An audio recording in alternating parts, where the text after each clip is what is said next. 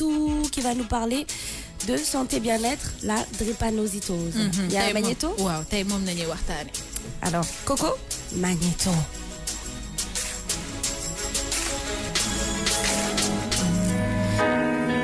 La drépanocytose est une maladie génétique du sang qui affecte plus particulièrement les populations de race noire. Cette particularité explique qu'elle est sur le continent africain, la première maladie génétique affectant dès la naissance des milliers de malades. La lutte contre la drépanocytose figure depuis 2009 parmi la priorité de l'Organisation mondiale de la santé, à savoir l'OMS, sur la zone Afrique et occupe le 4e rang dans les priorités en matière de santé publique mondiale, après le cancer, le sida et le paludisme.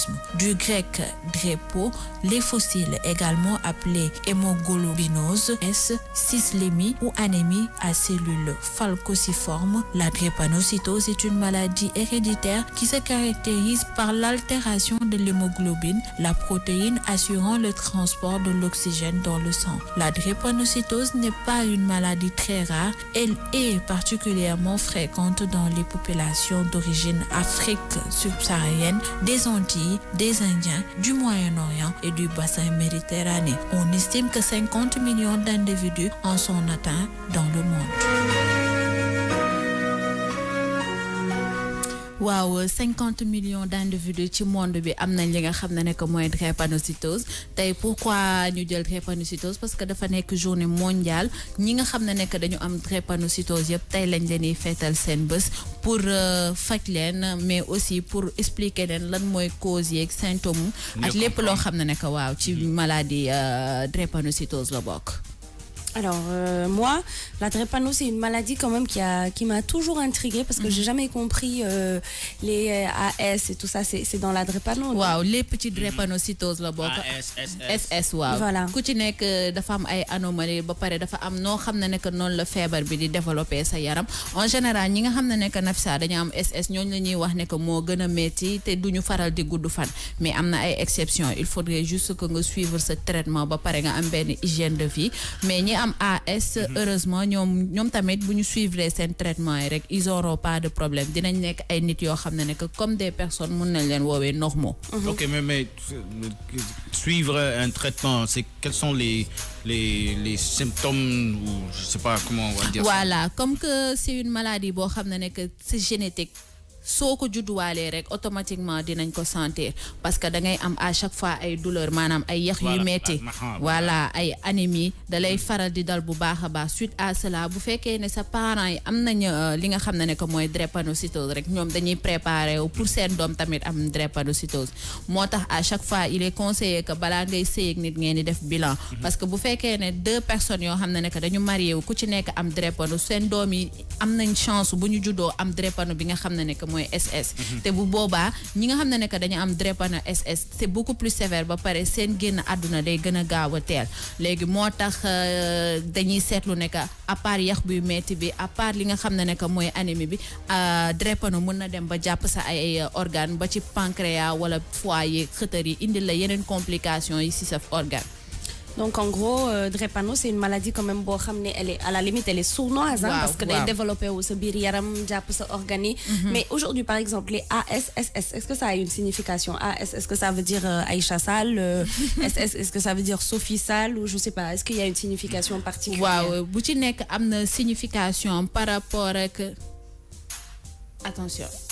Bu ci nek amna signification légui pour dire que ki nga xamné nek waaw Cheikh mi ngi dugal li nga xam ne que mooy photo yi ASSS pour suivi ñi nga xam ne que bu ñu nekkee par exemple ku jigéen ki nekk AS ku góor ki nekk AS bu ñu sëyee ñoom ñaar ça veut dire que ils ont 90% que seen doom juddu nekk SS. ñeneen ñi nga xam ne que bu fekkee ne AS la wala nga nekk SS AS kese ki nga sëyal amul drépanocytose seen doom yi bu ñu juddee mën nañ nekk li nga xam mën na am drépanocytose comme mën na bañ a am drépanocytose. C'est pareil comme li nga xam ne que mooy groupe sanguin kii A la kii B la kii C la ay appellation la rek pour déterminer degré wu taux de drépanocytose bi fu mu toll.